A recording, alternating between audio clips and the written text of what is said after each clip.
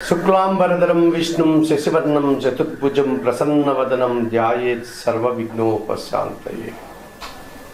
సర్వమంగళమాంగళ్యే శివే సర్వార్థ సాధకే శరణ్యే త్రయంబకే దేవి నారాయణే నమోస్తుతే.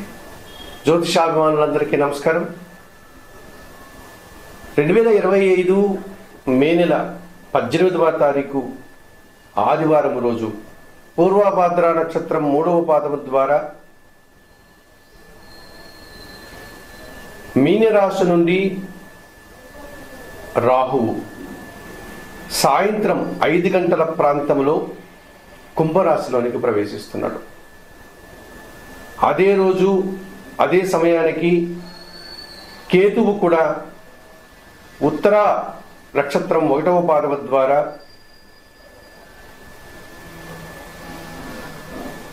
కన్యా రాశి నుండి సింహరాశిలోనికి సాయంత్రం 5 గంటలకు ప్రవేశిస్తున్నాడు. అదే ఆదివారం రోజు.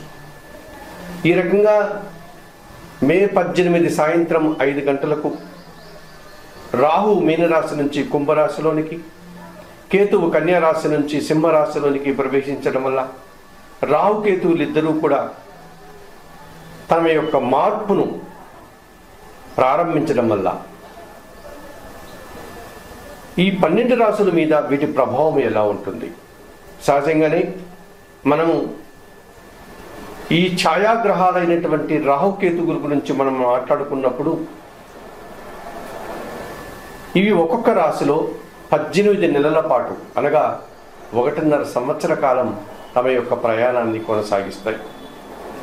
శని భగవానుడు ఎలాగైతే 2.5 సంవత్సరం ఒక్కొక్క రాశిలో ప్రవేశించే సంచారాన్ని కొనసాగిస్తాడో, గురువు ఎలాగైతే సంవత్సర కాలం తన సంచారాన్ని ఒక్కొక్క రాశిలో కొనసాగిస్తాడో, ఈ రాహుకేతువులు మాత్రం ఈ మే 18 నుంచి 18 నెలలు అనగా 1.5 సంవత్సర కాలం రాహు కుంభరాశిలో, కేతువు సింహరాశిలో తమ యొక్క సంచారాన్ని కొనసాగిస్తారు.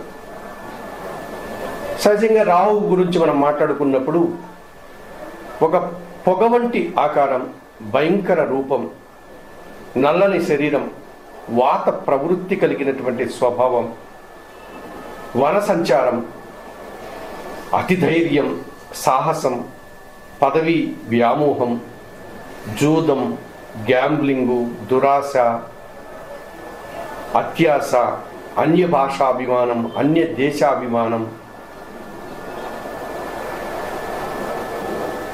బలాత్కారం, భ్రష్టత్వం, దొంగ బుద్ధి, గొడవలు, కలహాలు, యుద్ధాలు, కేవలం ధనార్జనే ధ్యేయంగా ఉండడం, లేక పదవి ప్రధానంగా భావించడం, కుల మతాలను వ్యతిరేకించడం, సంస్కృతి సంప్రదాయాలను త్యజించడం, ఇటువంటి ఈ లక్షణాలన్నీ ఈ రాహువుకు ఉంటాయి. గంగా స్నానం, పితృతర్పణాలు, మరణాలు, శ్మశాన భూములు, ఇటువంటి స్వభావం కలిగినటువంటి ఈ రాహువు ఇప్పుడు కుంభరాశిలోనికి ప్రవేశించాడు. ఇక కేతువు ఇంచుమించుగా రాహు లక్షణాలు అన్నీ కలిగి ఉండి వాటితో పాటు వైరాగ్యం, మంత్రజపం, అనుష్ఠానం, వేదాంతం, దైవజ్ఞానం, నిరాడంబరత, దీక్షలు, వ్రతాలు, పూజలు, తీర్థయాత్రలు, భిక్షాటన, తంత్ర విద్యలు, సన్యాసం, దేశాటన, తీర్థయాత్రలు,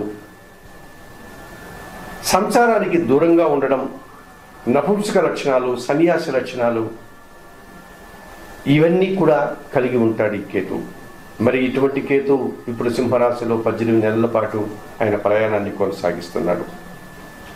అందుకే మన వాళ్ళు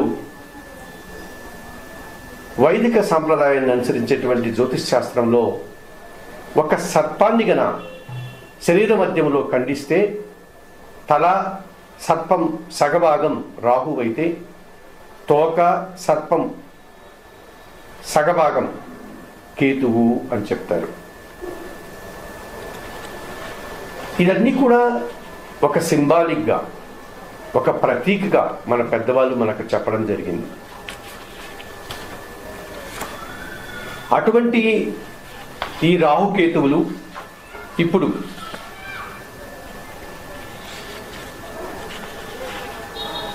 కుంభరాశిలో రాహువు,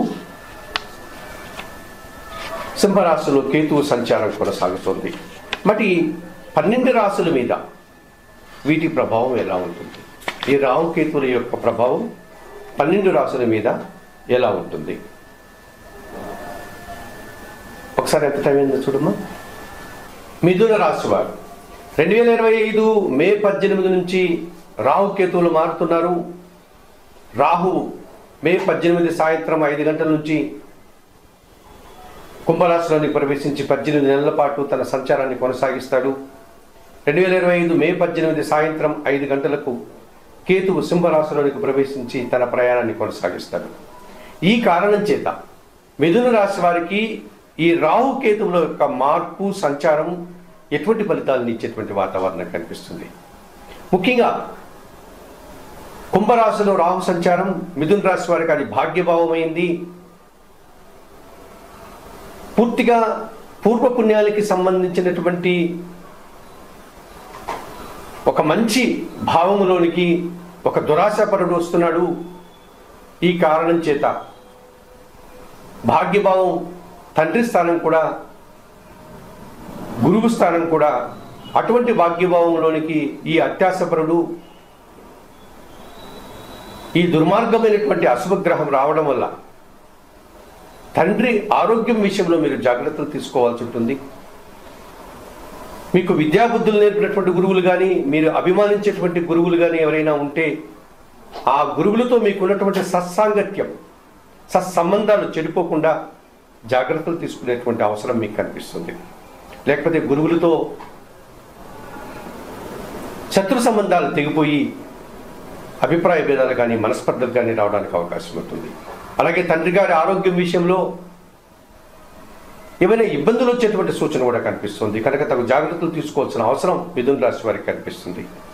అలాగే దురాశపరులు, ఈ భాగ్యభావంలో రాహు సంచారం వల్ల దుర్మార్గులు, దుష్ట స్వభావం కలిగినటువంటి వారు, అవినీతి పరులు మనకు పరిచయమై రాంగ్ ఇన్వెస్ట్మెంట్లు చేయించి మన చేత ఆశ పెట్టి కొన్ని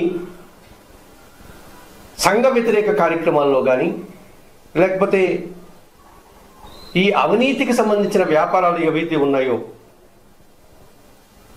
ఈ మల్టీ లెవెల్ మనీ స్కీములు కానీ, లేకపోతే చిట్లకు సంబంధించినటువంటి ఒక రకమైనటువంటి స్కాములు కానీ, లేకపోతే నల్లధనానికి సంబంధించినటువంటి ఇతరతర కార్యక్రమాలు కానీ, ఏదైతే సమాజంలో చట్టానికి వ్యతిరేకంగా చేయకుండా పనులు ఉంటాయో అటువంటి కార్యక్రమాల ద్వారా మీరు ఆదాయాన్ని అందుకోవచ్చని మనల్ని ఆశపెట్టి మోసగించేటువంటి పరిస్థితి, లేకపోతే సమస్యల్లో మనల్ని ఇరికించేటువంటి పద్ధతులు జరగడానికి అవకాశం కనిపిస్తుంది. ఈ రకంగా విదేశీ వ్యవహారాలు కూడా ప్రతికూలంగా ఉన్నాయి.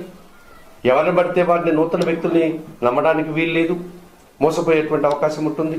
పూర్వపుణ్యం పూర్తిగా మనము పోగొట్టుకున్న వాళ్ళం అవుతాం. ఈ రకంగా అతి జాగ్రత్తగా మిథున రాశి వారు భాగ్యభావంలో రాహు సంచారంలో జాగ్రత్తలు తీసుకోవాల్సిన అవసరం కనిపిస్తుంది. అయితే కేతువు మాత్రం మిథున రాశి వారికి 100% సుఫలితాలను అందించే వాతావరణం కనిపిస్తుంది. మే 18 వరకు కన్యా రాశిలో ఉన్నటువంటి ఈ కేతువు ఇప్పుడు సింహరాశిలోనికి రావడం వల్ల మిథున రాశి వారికి అది తృతీయ భావం కావడం వల్ల ఈ 3వ భావంలో కేతు సంచారం 100% సుఫలితాలను అందిస్తుంది. జన సహకారం పుష్కలంగా ఉంటుంది. నిరాడంబరంగా మీరు అనుకున్న కార్యక్రమాలు నిర్వర్తించుకోగలుగుతారు. భగవంతుని ఆశీస్సులు కూడా మీకు తోడవుతుంది.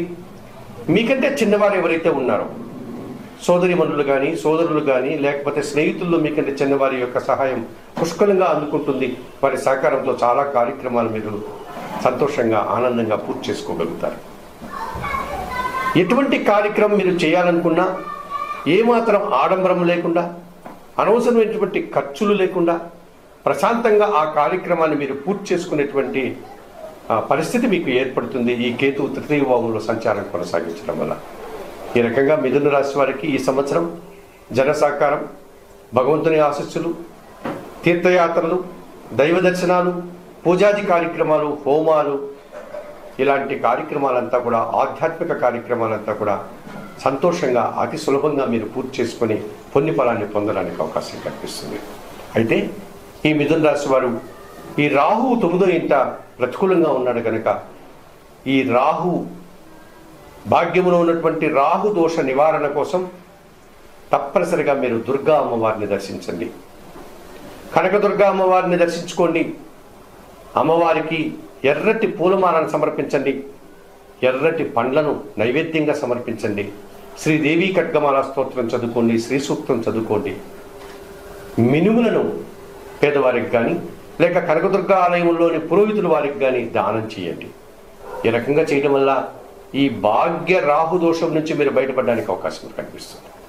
మరి మిథున రాశి వారు ఈ రాహుకేతువుల మార్పు వల్ల జరిగినటువంటి పరిస్థితుల్ని అర్థం చేసుకుని ఆకలింప చేసుకుని ఈ భాగ్య రాహు దోషం నుంచి బయటపడడానికి చెప్పిన పరిహారాన్ని స్వీకరిస్తూ పరిహారాలంతా కూడా ఆచరిస్తూ ఆయుర ఆరోగ్యాలతో ఆర్థిక అభివృద్ధిని పొందాలని మనస్ఫూర్తిగా కోరుకుంటూ సర్వే జనా సుఖినో భవంతు.